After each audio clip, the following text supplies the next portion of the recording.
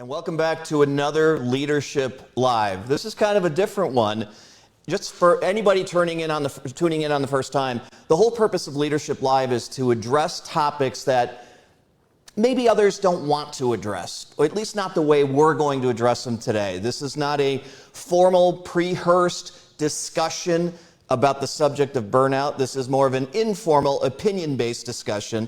But there'll be some facts, of course, because I have a lawyer sitting here right to my right, so we can't avoid the facts, can we? Never.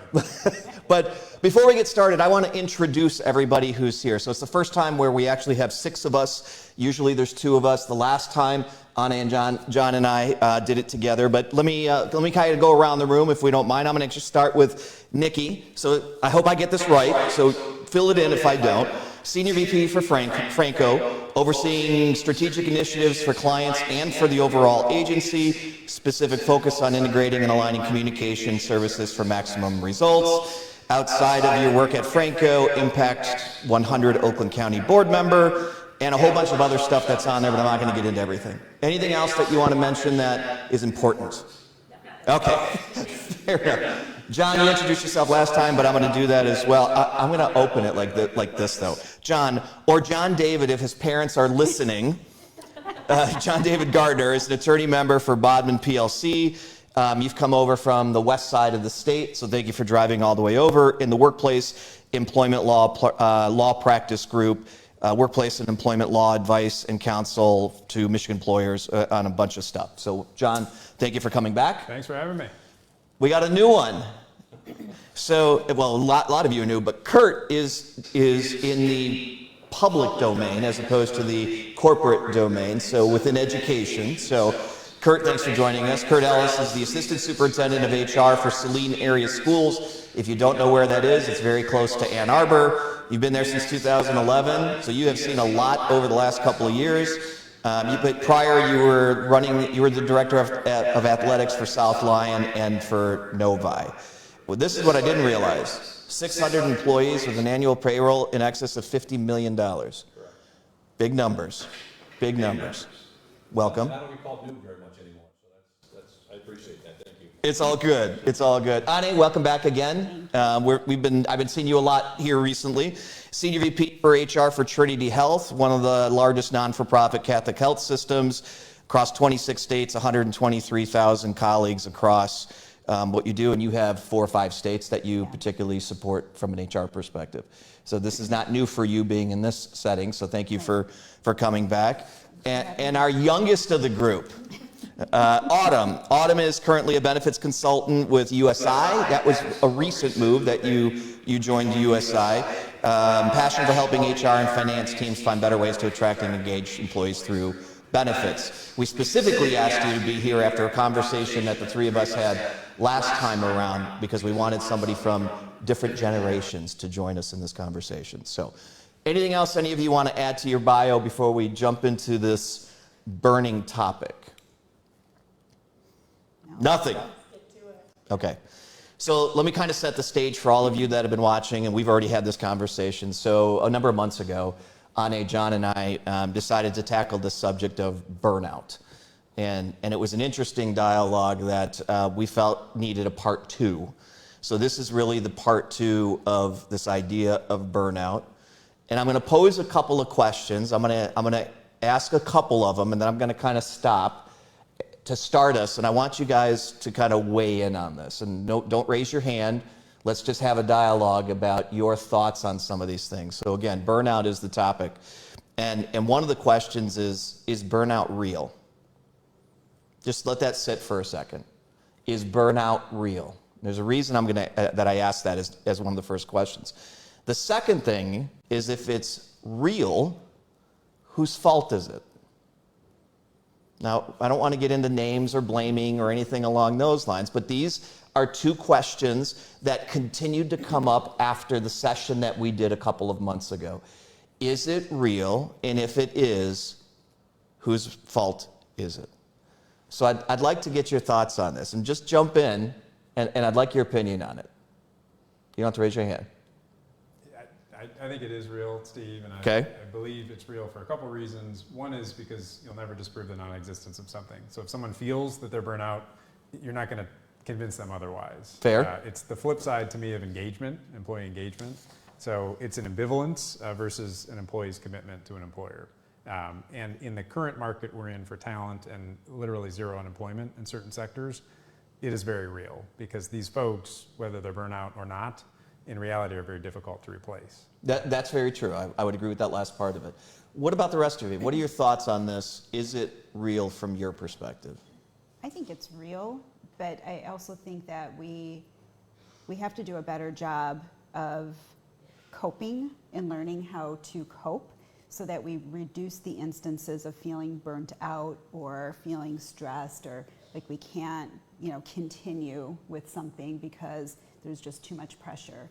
So I think sometimes people mistake how they might feel as burnout without really understanding the symptoms. Like not every symptom of being stressed is a bad thing. Like stress is a good thing in some cases. So just understanding how to deal with it, coping, putting coping mechanisms into your life, I think is important.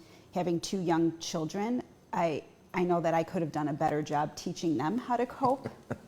I'll leave it there right now. I'm laughing because I have 2 as well, and I think all of us probably could have done a better job. So I want to come back to that coping here in a second, but what about the rest of you when you think about this idea of burnout? Autumn? I think, just in terms of where we're at, we're still trying to hire people to start the school year. So, what John said about this being a very difficult labor market is absolutely true. I personally, I don't like the term. I think the term is too vague, too ambiguous. It's kind of like a check engine light when it comes on. It could be any number of 500 different things. It might be that I'm frustrated because I've got too much workload, or it might be that my skills are a bad fit for the job. Right. I would prefer to hone in more specific areas or more specific areas of concern so that we can try to come to some solution. But I think this the broad term burnout, it's very difficult to manage because it is so vague and so often used. So hold that thought for a second, because one of the other questions I'm going to come back to all of us on is, how do you define it? Don't answer that one yet. We'll talk about this. So you can't answer that one, Nikki. don't answer that yet. Let's first, is it real? Yes. Okay. I will hold because I did some research before this because I really wanted to understand how are others defining burnout? What's the difference between burnout and stress? And I agree with you that there is a difference, right? We as leaders, it is incumbent on us to help our teams understand, are just going through something challenging right now? Is this healthy stress or is this truly burnout? So hold on elaborating on that. I think we can dig into that further. But yes, I think it's real, and I think it is a mixture of it's upon the person to help manage their burnout, and it's upon the leader to help their team to manage as well. Yeah, I like that. Autumn. Yeah, I was going to say, I do believe it's real. I do believe burnout is probably the terms are really used to define things that are more in line with stress rather than true burnout. To answer the second question about whose fault is it, I think that the popular belief is that it falls on the leader, and then talk about toxic work environment and stressors and overwork and too much workload. But I do think that there is a responsibility on the person to take a step back and evaluate, like, well, what am I doing to contribute to that? Have I not made my boundaries clear with my supervisor and so on? So for any of you that are watching, and we'll come back to this here in just a second, if you have comments, thoughts, or questions, instead of on all the social media platforms that we're streaming live on right now or on Zoom, actually text me, 734-837-8500. Again, 734-837-8500. I won't necessarily know who you are, and that's perfect. But if you want to ask a question that we kind of bounce around, please do that as we're having a discussion, or disagree with something. There's nothing wrong with that because we have different perspectives. Okay, so let's go back for a second and set some level playing field, or a kind of a level playing field. How do you define it? What is it? What is burnout from your perspective? So because I said I did some research, right? So the World Health Organization defines burnout as chronic workplace stress that has not been successfully managed. Okay. That's very clear, right? That makes a lot of sense to me. So that's that more technical definition. For me personally, I've experienced it, and I know I shared this story when we were prepping for this, and I'm happy to talk about it, but I think of it as that your cup is overflowing. So we need to put good things into our cup. Our cups need to be filled every day, whether it's work or whether it's personal, combination. But burnout happens when that water is teetering right at the edge, and if you put 1 or 2 drops in, it flows over.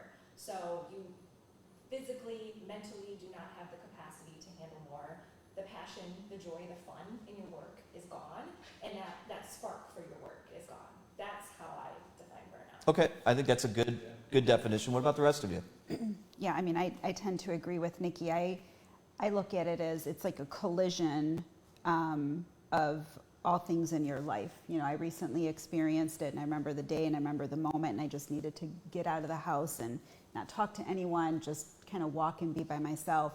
But it was, you know, personal life, work life, you know, dealing with, you know, all sorts of things, but everything just colliding at once, and then just feeling like this sense of, I can't deal with anything anymore. I don't want to deal with anything anymore. I'm failing. And even though I know I'm not doing any of that and I shouldn't be feeling it, it was just this overwhelming sense. So, you know, I think it is, whether it's work or whether it's personal, this feeling of my environment is not supporting me. Something in my environment is not being supportive of me. Where am I in this equation? And either your cup's overfilling or everything's kind of like a collision course in your life. I think that's a good way of putting it as well. But we'll keep going. How do the rest of you, John? You've got a legal background, just so everybody knows. I was going the other direction. My definition is a little more simplistic for my own mind, which is ambivalence plus. So it's ambivalence plus. I like that. For me personally, and thankfully I have not experienced sustained burnout, but I know I earn and make a living based on the phone ringing and the emails pinging. Yeah. When I literally, start to get passive aggressive with clients asking me questions, I'm burnt out, right? I want those calls, I want those questions.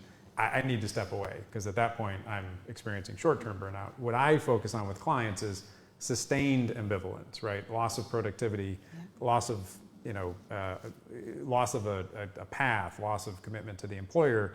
That affects a number of things. So it's that ambivalence plus, to me, is the working definition. Because it impacts the team members, it impacts the client, it impacts the home, Outcomes. It impacts literally everything at that particular point. Once you're in it, the whole thing with burnout, right, is you can't see a way out of it, and that has a snowball effect. That seems to be the issue. I don't know how to get out of it. Yeah. Like, what do I do? Because it becomes a feeling of somewhat helplessness, almost, at least in that moment. Is that a fair way of potentially looking at it? Would you add anything else? I think that chronic nature is really important to emphasize. There are peaks and valleys to any occupation, any job. There are busy times, there are less busy times, etc. Some roles have less ability to control that than others. Yeah. But I think it's when you don't feel that relief, when you don't feel that, okay, there is a time that I can clear out my desk, I can catch my breath, I can tend to my personal needs, that I'm just overwhelmed with these tasks and there is no end in sight, that becomes difficult. And that probably kind of segues into the, okay, who's responsible for this? And if it's something that is a part of the job, if the structure has created that feeling of being overwhelmed because there's just not enough manpower to handle those tasks, then that's a structural issue. If I've got 15 personal things that I'm trying to tend to at the same time. We all were given the gift of 24 hours in a day and 7 days in a week, and how much we jam into that will often contribute to how we feel with these issues. The end piece, the not having resolve, seems to be like the trigger to this. And here's kind of the analogy that I use. Everybody's heard the fight or flight thing that we all tend to have, right? So if you're getting chased by a lion, none of us are being chased by a lion, but if you were being chased by a lion, or if a lion came up to you, what would you do? You'd run. You're not going to stand there and get eaten, right? So the flight comes into play, right? So there's a beginning, the lion comes up to you. There's a middle, you run like hell from the lion, and then you get away from the lion. And you go to your villagers and you start telling your villagers the story, and there's an ending. But we don't have an ending. Sometimes when people are feeling burnt out. So we're not actually finishing that description that I just gave you is what some academics and and health professionals call the stress cycle. You got to have a beginning, you got to have a middle, and you get out of stress when there's an end. And sometimes the burnout folks feel like there's no end. We've been doing a lot of studying around, burnout and how do we establish, colleague care. We call it colleague care program, especially post-pandemic, with healthcare workers. They're seen as they have to be ready to care for other people. So when they're caring for other people, when does care for myself come into play? Yeah. And so reading the book, The Burnout Challenge as an organization, and Christina Maslow, who wrote the book and has researched it for many, many years, talks about like pebbles in my shoe. And that's when you say, what's the ending, right? So you're always going to have this nagging sense, and it might be short-term burnout, and then it leads to chronic. Until you take care of those pebbles in your shoe, you're not going to resolve anything. And sometimes that's the employer, making sure it's a psychologically safe environment, healthy environment. What are we doing to remove barriers? And oftentimes it's you. What are you doing to make sure your work is aligned to your values, or your decisions are aligned to your values, so that you're true to you. But I don't love my job. What do you do with that? I don't love my job. Now, I love my job, most of it, but there's even things about my job that cause me to feel a little burned out at times too. But right. This seems to be and I'm kind of shifting gears on what you just picked up and go, but everybody's like focused on purpose of their job. Like I've got to live my purpose in my job. Is that mentality causing some of the burnout? And is that the right mentality? I think that people have to evaluate, they have to do a personal assessment and determine, am I staying in my job because it's giving me my financial needs? What needs is my job meeting for me right now? And I think more of that occurred, right, evaluation during the pandemic or post-pandemic, where we all were saying, am I in the right place? Am I working for the right employer? Do we share common values? And I don't know the answer to it. I mean, I think I evaluate it. I love my work, and I have to decide, is the employer the right employer for me to do my work at? Sure. I think that's what people need to evaluate. And for me today, that answer is yes.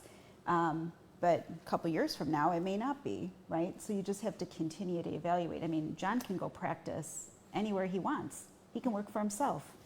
True, and I think part of it, to Steve's question, hypothetical I hope, once you've run away from the lion and you get to the village, to be asked to go run back in the other direction, right, without a recuperation, without an employee recognition, without some ability to pop up for air, that becomes difficult or impossible over a sustained period of time. Sure. And so I think part of it is from the employer perspective, how are we recognizing, not every day in terms of the cycle, but how are we recognizing what we're requesting or demanding of our employees?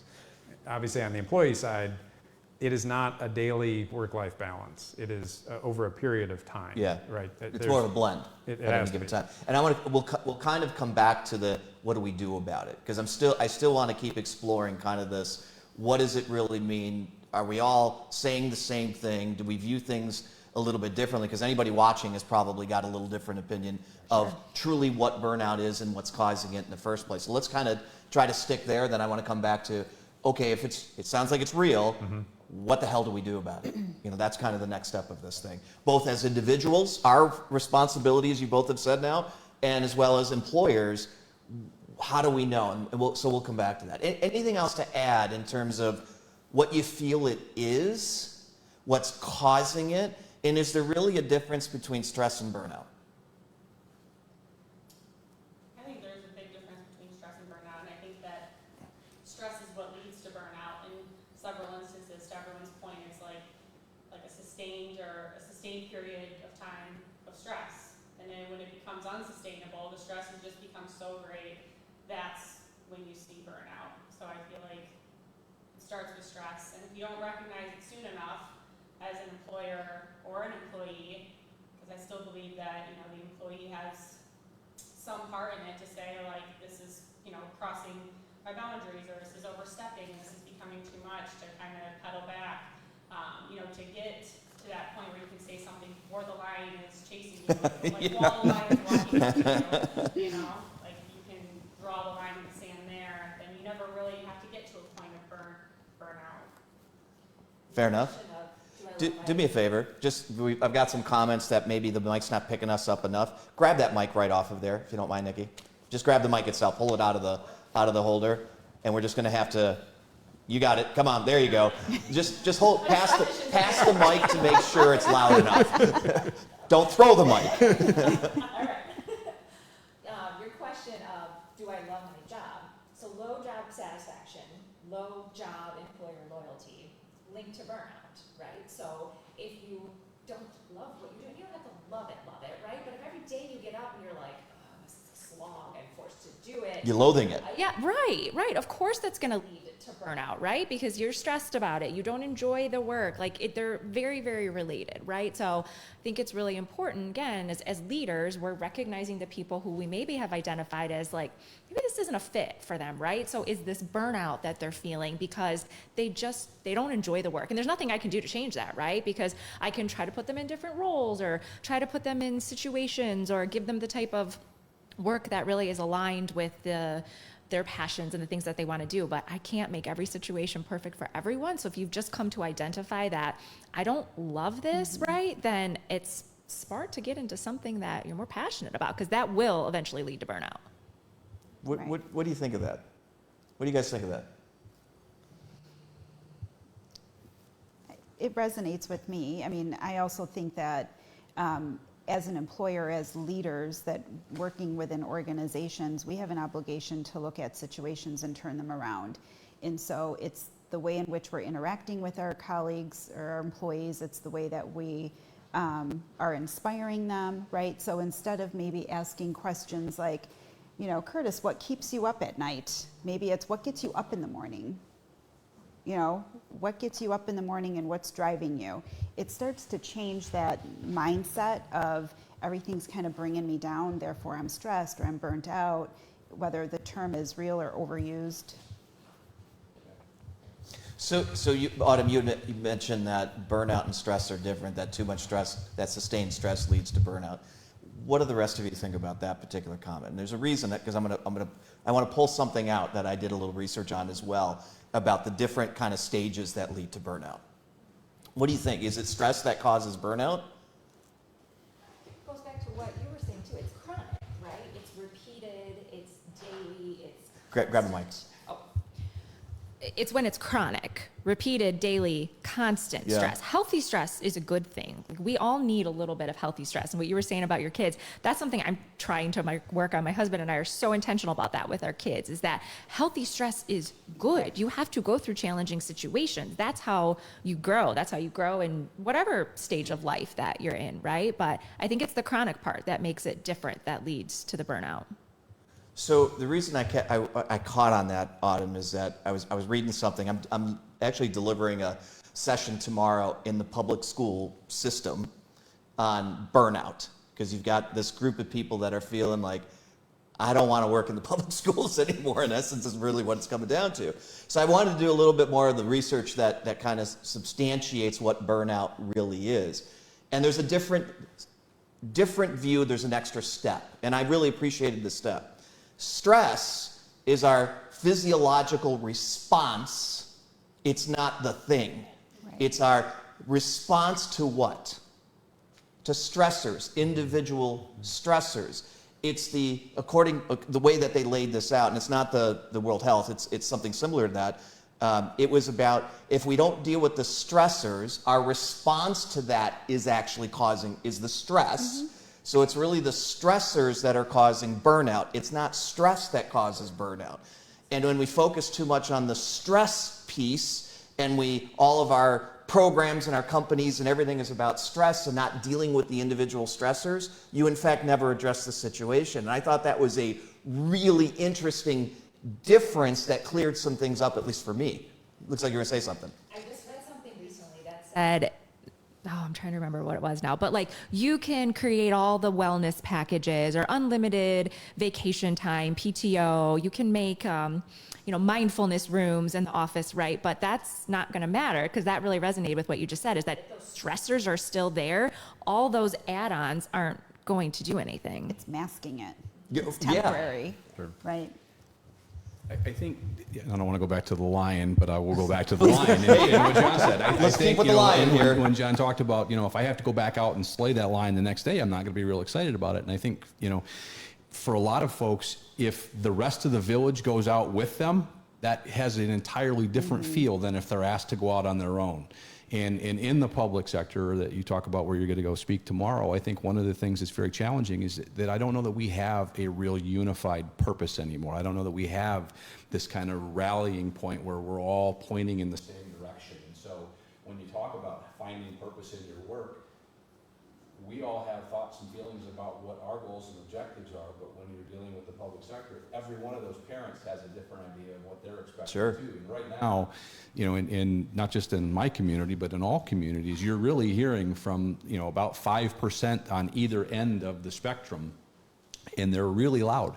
And so to have that unifying purpose, to have the whole village going out to slay that lion just isn't happening anymore. It's happening on an individual basis every day. So let's go back to that, this idea of loving your job, because I think it's a big cause of burnout. Should we be, and I've referenced it earlier, should we be teaching that you should love your job, that you should just pursue your passion?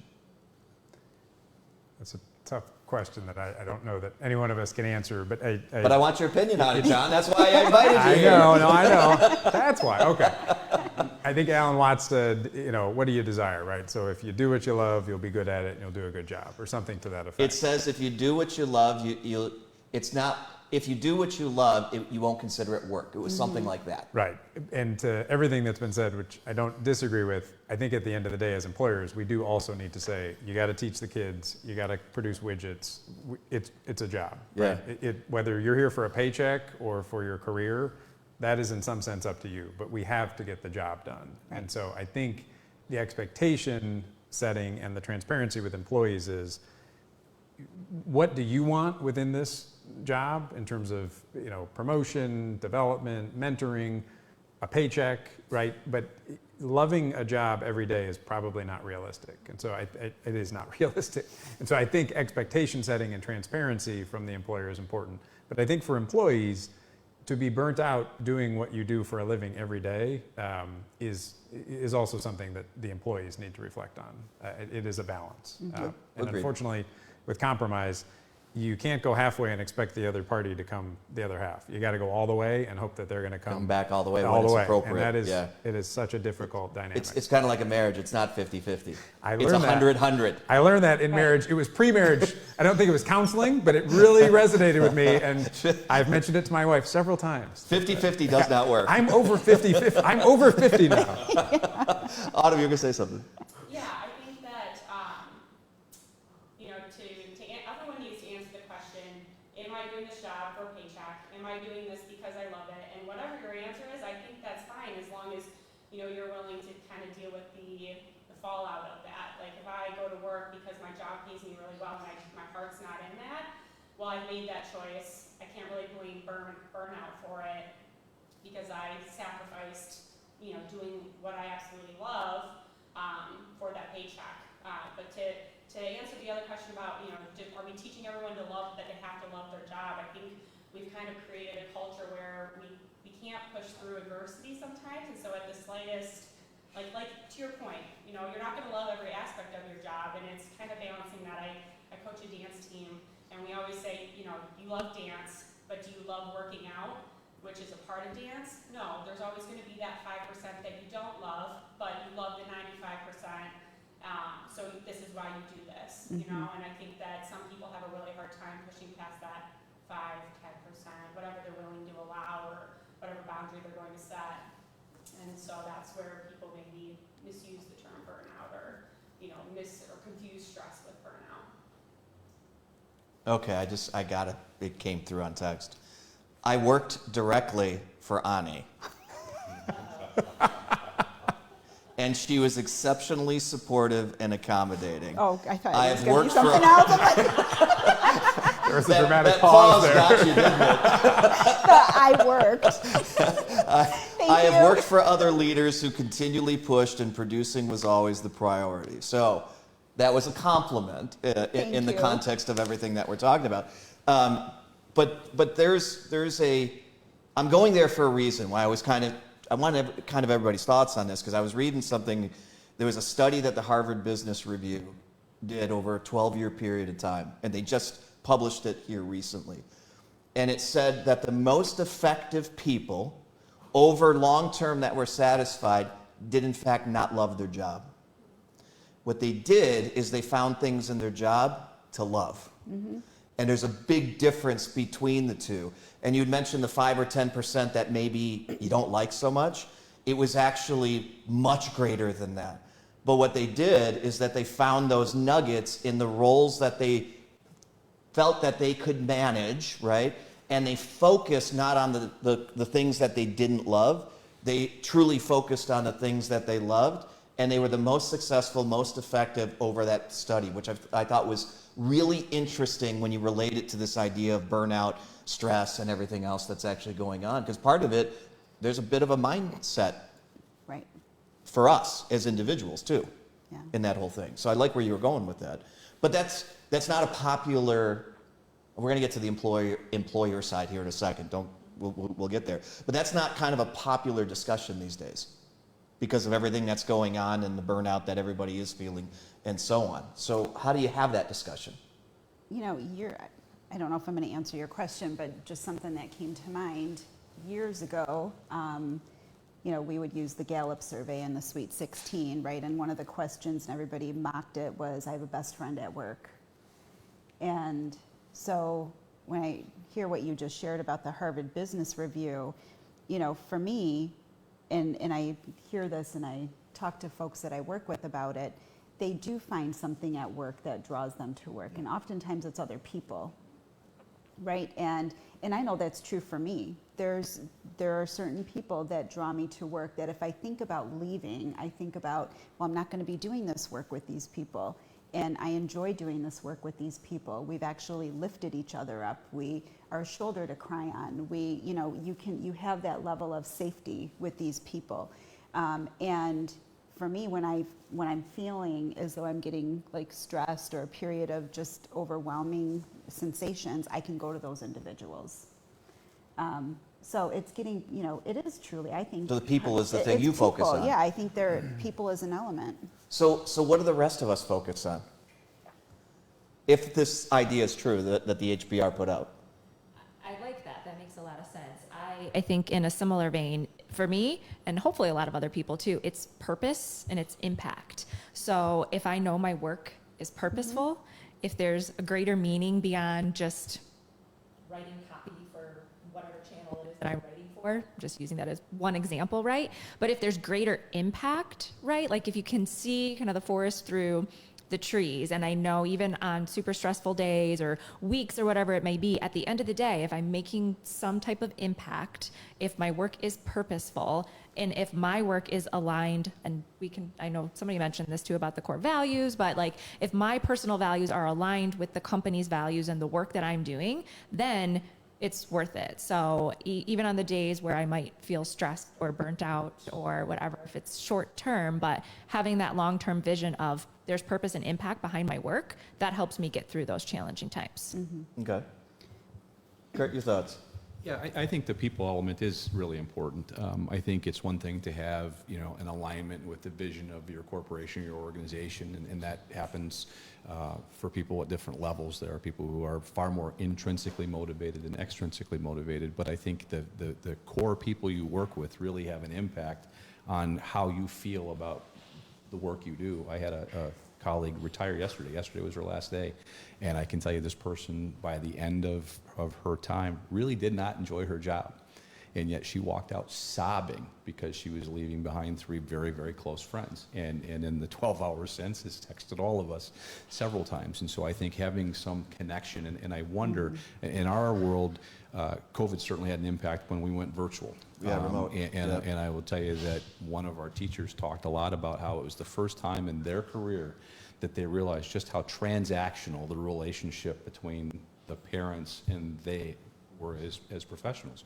They thought it was really, a deep, deep connection, and without the ability to see people and be around them all the time, they came to the conclusion it was very transactional. And in that particular individual's example, their job satisfaction, really sunk So it was interesting, and I don't know when you did Nikki, when you did your WHO research, if this came up. I was looking for statistics directly related to that. Like, has the idea of burnout and stress and all that increased? So it did at first when COVID first got here because everybody freaked out. We all did, right? But then it seemed to have settled. I like working from home. I don't have the commute. I shouldn't have as many stressors now. And it was interesting. So surveys will tell you, if you're looking for it, you're going to find it. You know that, right? So you can get a survey that's on both sides of every single coin. It doesn't really matter. So I looked at how many surveys were on one side or the other. So about 8 out of 10 of them said that the stress and burnout has increased since we sent everybody home after that first kind of group. But I did find 2 that were like, no, it's gone down. So I'm going to say the majority rules in this particular case. Is that true? And does it relate to, is burnout increasing because we don't feel the connection to other people? Could that be one of the stressors because I feel like I'm on an island? Is that one of the negative impacts of the flexibility we now have from working from home? And I'm not suggesting that it's not a good idea. We do it. But could it be a challenge based on the connection that you guys were just talking about? I'll start, and this guy, somebody else has talked too much, but I will say that one of the things that I'm struggling with in terms of finding employees is one of the 21st century values, particularly after COVID, is people want flexible workspaces. Schools are the antithesis of flexibility. Very much so. Sure. I always say to people, we have 180 school days a year. You need to be here 180 times. That's less than half the days in a calendar year, and yet it's not the flexibility that they, the young people's peers are getting in other areas. And so, so I'll answer your question and say, yes, I do think it's been an impact, but there's that flip side to it for us where we don't offer any of that flexibility to work independently, and that has an impact as well. I did not find any of those studies in my research, but I believe it because I've seen it with myself on some days. I've seen it with colleagues, but it's easy to get burnt out when you're working from home if you are not diligent about taking care of yourself. Yeah. It's super easy, depending on if you have family, right? But if it's just you, maybe, right? You don't have pets, you don't have family to take care of. It's so easy to just sit there for 12 hours and just boop, boop, boop, boop, boop, keep going, keep pushing. You can always find more work to do, right? So of course you're going to get burnt out, right? It's not like, okay, I have to get into work, I have to drive, I have to leave work, right? It's just so easy to sit there for a very specific amount of time and not take any breaks. So of course that's going to lead to burnout. So I think that goes back to taking care of yourself, having boundaries, treating breaks or walks or exercise or listening to a podcast or whatever that might be as non-negotiable. So just as we would treat a client deadline as this is due at this time, like I am telling myself I'm getting off today at this time. If my work is done, I am off. So I think when people are not committed to taking care of themselves and not putting themselves first above the work or making themselves as important as the work, that's going to naturally lead to burnout. Mm-hmm. How many of you work from home consistently? Hybrid, yeah, mostly. You don't work from home at all? So from a legal perspective, and then Autumn, we'll come back to you. From a legal perspective, because I do see that happening a lot with people working from home, like they just can't shut it off. Doesn't that create some legal issues for employers when people are not taking their breaks and so on? It does, certainly for non-exempt employees. You have to be tracking, hours for overtime and other purposes. There's also an aspect of offering hybrid or fully remote work as an incentive, or taking it away as a form of performance improvement, and you need to be uniform in its application, right? Because the alternative is you're retaliating against someone if you can't establish a lawful reason for the form of discipline. And so it factors in with burnout because a lot of the folks that want to work remotely also want more constant feedback. They want more mentorship. They want recognition. Development. I want it all, John. It is in conflict. I'm so damn burned out every day. It is in conflict going in. And so I think we as employers, again, need to realize you have to be mindful of retaliation claims. You have to be mindful of you didn't allow me to take time off. You didn't provide me with the wage and hour FML paperwork. That I see more and more and more, and I think statistically has been on the rise for many, many years. I think that's going to cause burnout for employers, having to deal with all that crap. Autumn, you were going to say something. Yeah, I was just going to add to, when the pandemic hit, burnout spiked. For me, my head went to, everyone's head goes to You don't know when to shut off, you start and Yeah. everything kind of blends together in your day. But for me, my head went to like the feeling of isolation and how much I missed my coworkers. And for me, a stressful work environment is when like I'm in my four wall, like by myself. Like I don't have any human interaction. I don't have somebody to go get feedback from or bounce an idea off of. And so, for me, it got to a point where I was like, I'm starting to feel the weight of this, like being here. And when it was appropriate, I like went to my boss and I said, hey, I need to come back in the office. Like I need to do something. I need to be able to be out. So I think that's like, another side to why burnout maybe spiked in the pandemic, aside from the fact that we couldn't shut off at 5 o'clock or we started way earlier because our laptop was right there. Yeah. Yeah. And creating our own kind of own environment that's not conducive to our own health at sometimes. And, Yeah. in healthcare, it's kind of split because you have a workforce that can't work from home, right? Because they have to care for patients that are in beds or in the medical offices. And then you have an aspect of the workforce that can be a little bit more flexible and work remote, fully remote or hybrid. And so we saw a mix. We saw, our healthcare providers, the ones that are caring for patients that need to be in the hospitals and the medical groups, that were trying to balance everything. So when the schools were closed or daycares were closed, but they were still required to come in and work, right? And they're trying to find that right balance and the flexibility, and healthcare is trying to catch up with, can you work a schedule outside of 7 to 7? When school's let out at 3:50 and you have to still work till 7, what does that look like? And so there was a great deal of burnout, and I can't remember the study, but I think it was done Duke University. It showed an increase pre-pandemic from 26%, which we thought was really high, and we were trying to mitigate it back then, to about 46%. Wow. And so we're still trying to work that out. But then for those that can work at home hybrid, to John's point, we started to see this sense of burnout from the standpoint of, I don't have a living space that is nice for you to see on camera, and you're requiring me to be on camera, and it's feeling of intrusion in my personal space.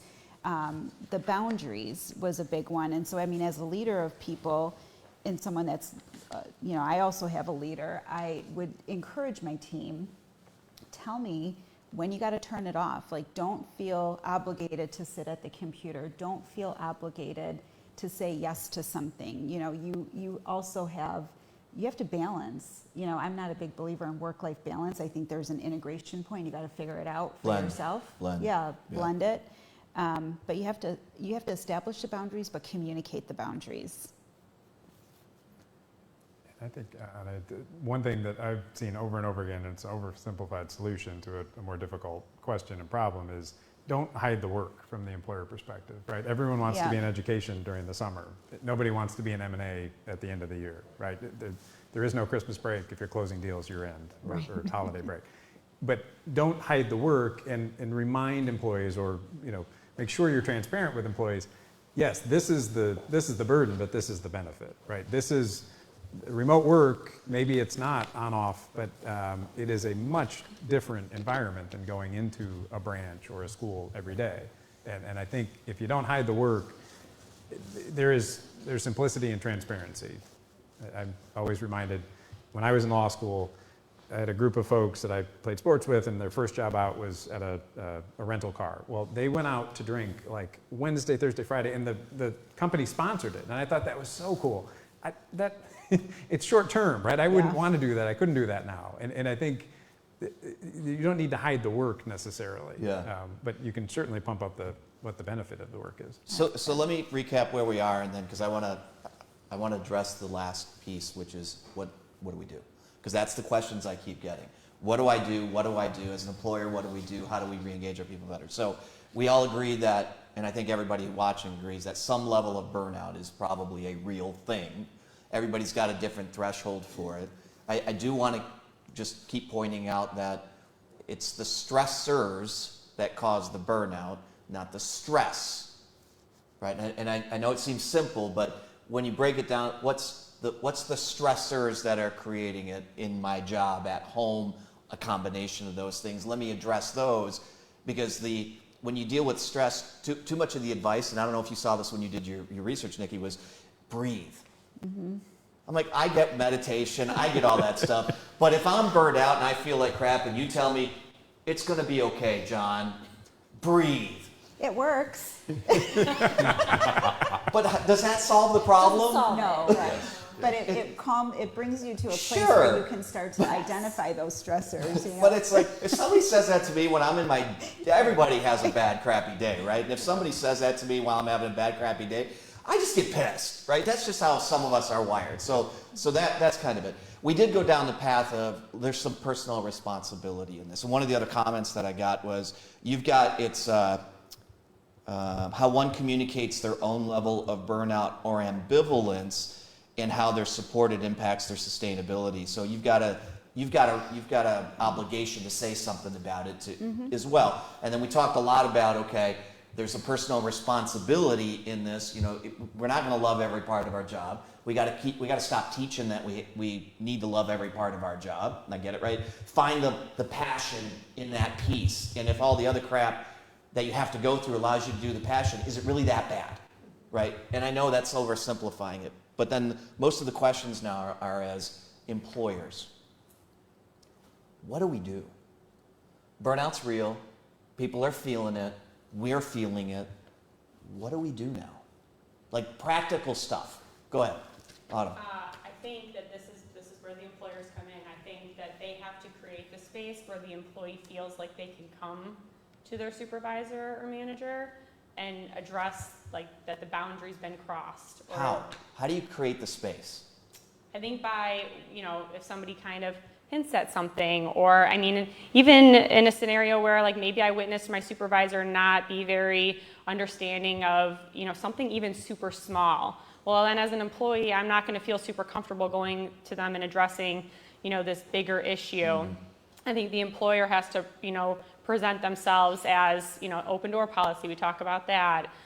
As that they're there for the employee. They're there to kind of help make them successful. And I think that they can show that they're willing to have those conversations with the employee when the stress is nearing burnout by just being available, not being resistant when small things are brought up, and, being open to change. Because we like to deal with the big issues, but the big issues will never come to us if we don't allow the little issues to be talked about. Is that kind of a general synopsis for you? I mean, you got to address the small things as they come, like the pebble in your shoe. Like at what point is it, there's so many pebbles in your shoe that you're just fed up, like address them as they come.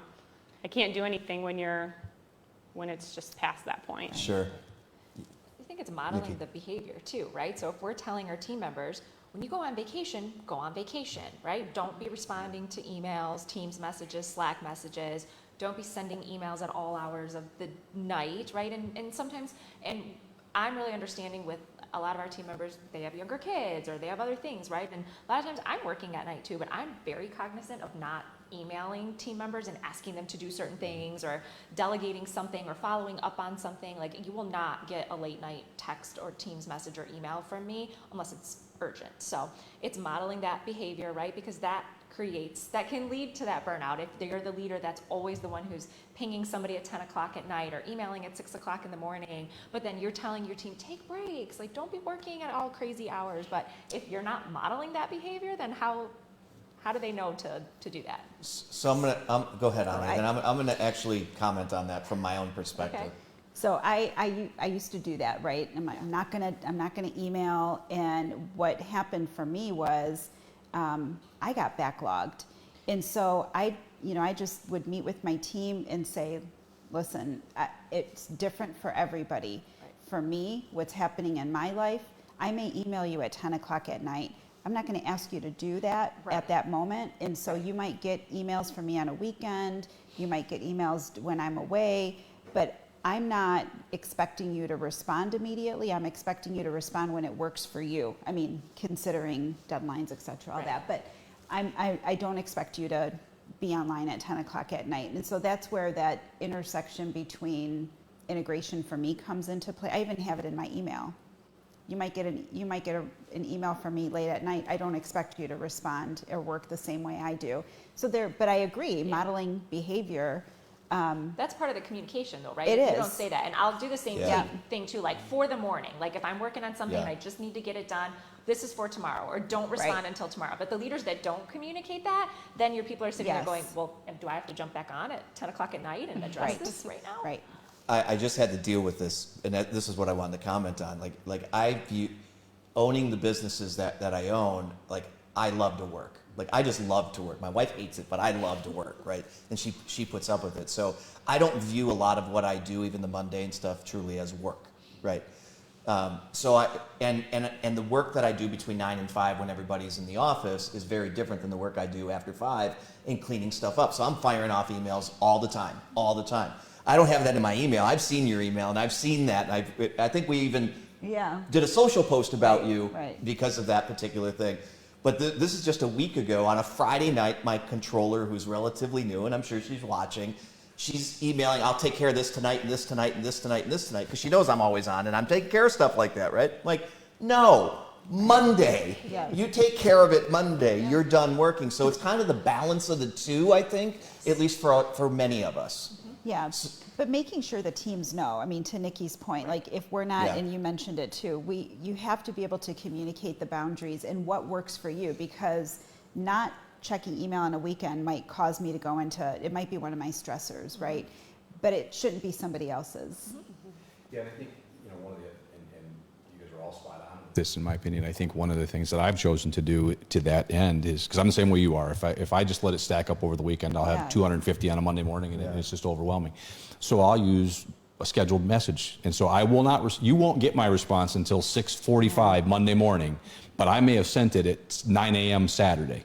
And it solves my mental anguish for being able to attend to those things as they come, but it doesn't place that undue stress on the employee. I think, going back to kind of this original question, what do we do? To me, there's two parts to this. There's the what do we do for prospective employees? What do we do for people who aren't even a part of our organization yet? And I think what John said is absolutely critical. We need to be honest about what we're asking people to do. Yeah. What are the skills necessary? What are the demands that we're going to make of you? And then what are we going to give you in return? I know there's a lot of discussion about, the relationship and purpose and whatnot, but at its core, we're paying people to provide a service. It's a transaction. And so we need to be really honest and upfront about that, and then be true to our word once they start. And I think we need to also make sure that we're hiring people that are good fits for what we've identified in those jobs.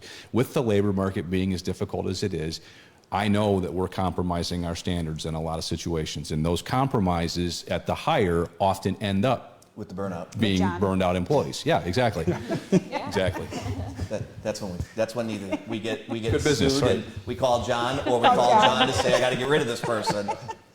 And then certainly everything we said about once they're an employee, what do we do to support the people once they're with us? But I don't want to lose sight of that. There's that whole front end before that person's ever part of our organization, that we do our due diligence to make sure that we've properly aligned the job with the people we're hiring. One of the comments that I got, and I see this on a pretty consistent basis, was around companies that are now overselling the opportunity because it is so tight, and the the person starts, realizes that was a load of crap about how you sold the organization, and it's causing it becomes a stressor.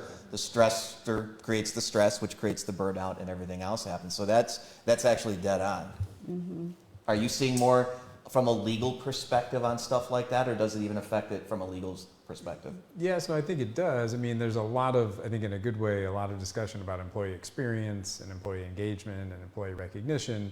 And I think there's a need to reduce stressors, but you're never going to eliminate the stressors. And so I think there's many statistics, but some fraction of an employee's annual compensation is lost when you lose an employee, whether it's a third or a half.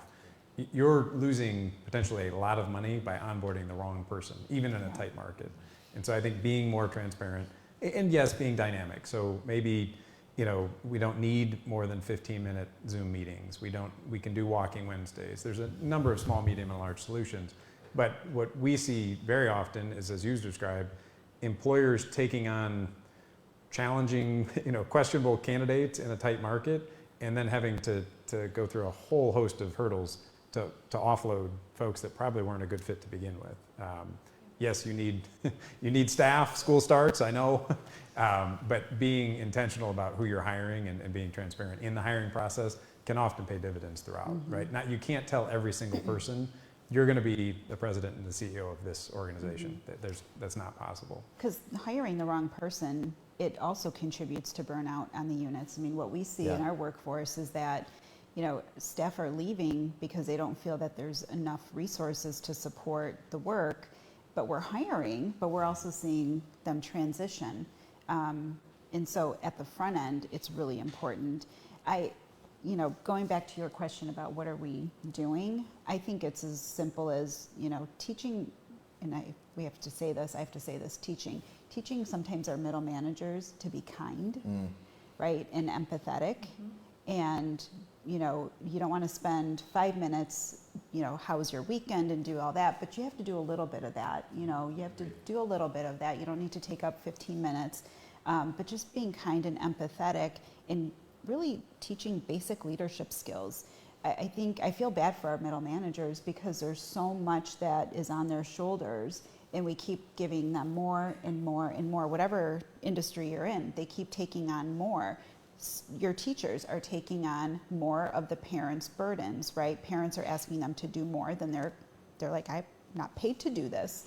And what are we doing to say, how can we relieve them of some work so that they can focus on their basic management responsibilities, which is taking care of those human resources within their leadership? That could be a whole different topic. It That's can something be. we have middle managers too, and it's one of the greatest things that we put into place at our agency, because we have our senior leadership, but then we've kind of growing, nurturing this middle manager group. But that's one of the toughest spots to be in, and it was the most challenging part of my career, was learning how to become a manager and a leader while also still doing. So you're still charged with executing, but now you have to teach, you have to mentor, you have to delegate, and you have to do it in a way that is kind and caring and empathetic, but like you still need to tell people how to, things still need to get done, right? That accountability. Right. So it's that balance that when not done well, it can cause the manager to burn out. It can cause the people who they're supposed to be supporting and guiding and teaching to burn out. Whole different topic. Yeah, and then something is compromised, right? Whether it's the people or whether it's the organizational outcomes, you know. Have you ever been, any of you, and if you can't say where, and that's fine too, been in a situation where the objectives you thought you had were truly not the objectives that you were held accountable to? You ever experienced that? So it was kind of like the goalpost change. I'm not talking about the culture of the organization. I'm talking about the actual deliverables of your job changed, or you didn't actually know what they were. I think I've experienced that maybe a teeny bit. Okay. Yeah, just like you kind of said it, we actually, me and my coworker, best friend, we would talk about it. Like, it's a little bit frustrating when you feel like the assignment was X, Y, and Z. We were all on that meeting where we agreed on X, Y, and Z. You know, we go back as the people that are, you know, the executors. We start to execute just to find out that that was not, you know, it maybe wasn't articulated the way it was, you know, the manager wanted it done. And now I'm sitting here with time wasted, feeling very frustrated, and now going back to square one. So the reason I asked that is one of the, again, doing the research, right? We both did a fair amount of that. And I've been thinking about this for months, ever since we said we're going to do a series number 2 on this thing. So they tied dysfunction, or they tied burnout to 2 things, kind of that personal piece, and then the broad brush on the other side was dysfunction of the organization, which I think we're all kind of saying there's some dysfunction in just about every organization. But as they drilled deeper into what dysfunction, what stressor had the biggest kind of impact on burnout, and it wasn't specific to middle managers, it was just the entire population of hundreds of thousands of people that they surveyed. And it was zero clarity on what my job is, or how I'm held accountable, or the goalposts continued to move. That was one of the biggest stressors. It was like an overwhelming 80-some% that said, this is how I view dysfunction in my organization. So I tested this. I went to some of my own team members. What do you think I found? There wasn't a lot of strategic clarity. There was some stressors, right? Not in all roles. There were certain roles that they like. What's the expectation? Bam, they were right on the money. They could recite it as if I was saying it. And then there were others, and I'm like, oh my gosh, I'm causing stressors and potential burnout for some of my folks because I wasn't clear, or their boss or something about what we're doing. We didn't communicate it the way that we should. So then I started asking people within our clients, and same exact thing. Like, I do think this is a big part of the expectations are off. It creates a stressor, it creates the stress, and it creates the burnout from a company perspective. Mm-hmm. Yep. One of my favorite phrases from Brene Brown is clear as kind. Yes. I say that all the time. For sure. I work in communications, Yeah. right? So communications is at the crux of everything that I do, but you're right, because when people aren't clear, then the expectations aren't there. They don't Yeah. understand the job, right? Then you spend all this time doing something just to find out that wasn't what was intended in the first place, right? So. Yeah, and I think just to expand upon that, I think you can be, in your mind, crystal clear, and it doesn't mean that people are still perceiving it the way you want Perception's to. everything. I use the example all the time. I can describe the head of a quarter with great clarity, and I can be 100% right. But if you're looking at the tail, our worlds are very different. And that happens all the time. Yeah. And so, Good being crystal clear about our communication is really, really important. It's like our attorney friends here, right? Which we love. Come on, we tease John a little bit, but how could we operate a business without an attorney? But it's not, you get an employment agreement. Mm-hmm. Mm-hmm. Attorneys don't argue about the black and white text. They argue about what? The intent of the text, the perception of the text, what it means, right? It's very different than here's the fact. It's not about the fact, it's about the perception of the fact. Absolutely. And we all have that. I don't know if you want to add anything to that, John.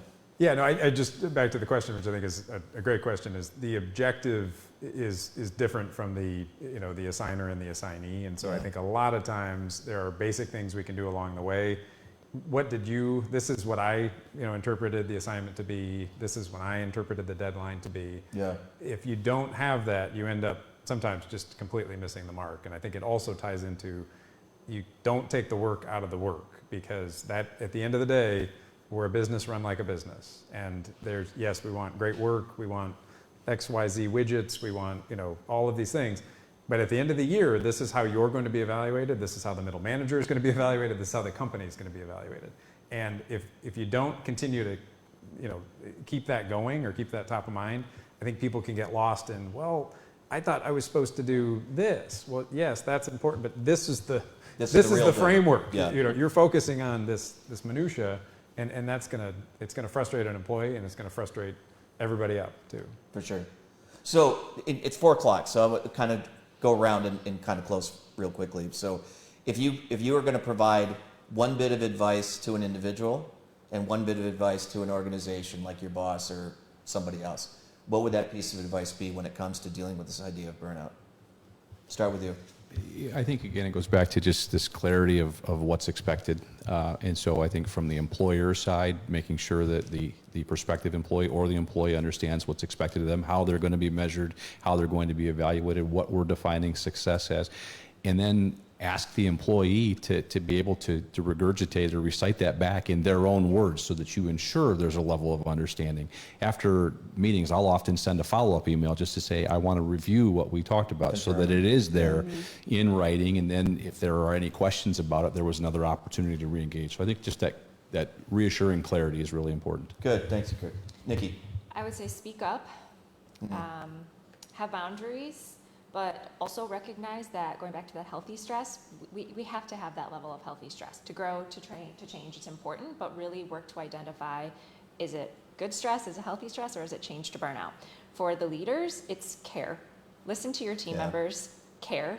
Get to know them, know how they're wired so that you can also identify maybe they're not comfortable yet speaking up, or they haven't got to the point where they're speaking up, but if you know them, you can identify when they're starting to hit that stress or potential burnout phase. Thank you, Nikki. Autumn? I would say for the employee, communicate. You have to be willing to have the conversation that you're stressed, beyond what's normal, and approaching burnout. And I think for the employer, you have to be open to receiving it, and create the environment where it's okay to say, I am I'm getting stressed, you can't be defensive and just, yeah. Thank you for that, Anne.